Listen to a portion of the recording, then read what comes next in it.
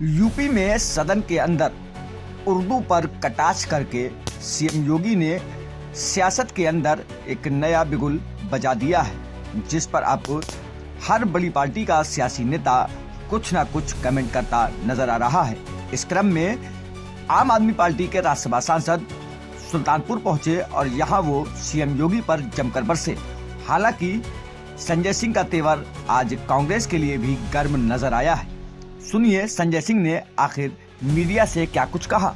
देखिए, बजट जो है वो बहुत हैरान करने वाला है और योगी आदित्यनाथ जी का बजट जो है वो घोषणाओं का बजट है। और ये बात मैं इसलिए कह रहा हूँ कि पिछला जो बजट का आवंटन उन्होंने किया था अलग अलग मदों में, तो उसमें 50% धनराशि तो उन्होंने खर्च ही नहीं की है। तो जो सरकार अपने बजट का 50% हिस्सा शिक्षा पे, स्वास्थ्य पे, बिजली पे, पानी पे, सिंचाई पे, कृषि पे, सड़क पे खर्च ही नहीं कर पा रही है, वो सरकार कितनी सक्षम है आप अंदाजा लगा सकते हैं।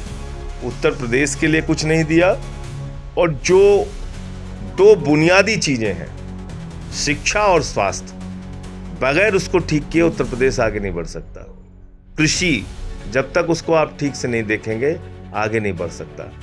आपने सिंचाई के लिए क्या किया, आपने फसल के दामों के लिए क्या किया, आपने जो कि केंद्र से एमएसपी, आज डबल इंजन की सरकार है ना, मोदी जी ने कहा था कि हम एमएसपी दोगुना कर देंगे, क्या हुआ उसका? उस पर कोई ध्यान नहीं दिया जाता। उत्तर प्रदेश में 8 महीने के अंदर, और ये मैं नहीं कह रहा हूँ, जयंत चौधरी जी ने लोकसभा में बताया 8 महीने के अंदर 7,84,000 बच्चे सरकारी स्कूलों की शिक्षा से दूर हो गए। कौन जवाब देगा? आप उर्दू के खिलाफ बड़े बड़े भाषण बोल रहे हैं। क्या वो 7,84,000 बच्चे उर्दू पढ़ने गए थे, कुरान पढ़ने गए थे, मौलवी बनने गए थे? अरे वो तो सरकारी स्कूलों की शिक्षा लेने गए थे ना। उसमें तो अगर आप प्रतिशत निकालेंगे तो 90% बच्चे हिंदुओं के रहे होंगे, तो आप उनको तो शिक्षा दे नहीं पा रहे हैं और बातें आप उर्दू खिलाफ बोल रहे हैं। बहुत बड़ा झंडा लेके आप निकल रहे हैं। क्यों? क्योंकि सबको खुश करना है। इसी राजनीति से आपका काम चल रहा है। तो प्रदेश का विकास तो इससे नहीं होना है। अगर ये हिंदू मुसलमान नफरत की राजनीति में उत्तर प्रदेश की जनता उलझी रहेगी, मैं जनता के लिए भी ये बात कह रहा हूँ, और अगर सबको मज़ा आएगा और अच्छा लगेगा ये बातें, तो उत्तर प्रदेश का विकास नहीं होना है।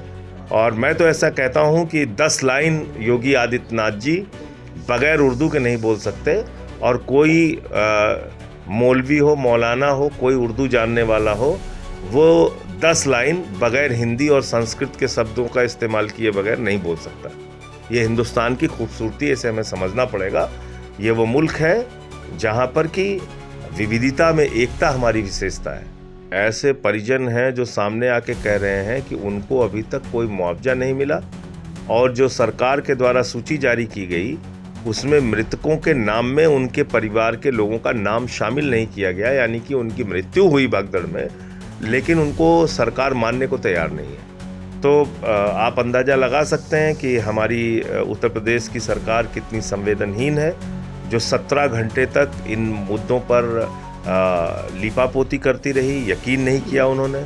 बाद में प्रधानमंत्री जी ने ट्वीट किया तो लोगों को पता चला कि लोगों की मृत्यु हुई है वहाँ पे। क्या वो सनातनी नहीं थे? क्या वो हिंदू धर्म को मानने वाले लोग नहीं थे? क्या वो श्रद्धालु नहीं थे? क्या वो श्रद्धा के साथ योगी आदित्यनाथ जी के ऊपर भरोसा करके वहाँ नहीं गए थे कि हमें अच्छा इंतजाम मिलेगा और हम कुंभ का स्नान कर पाएंगे?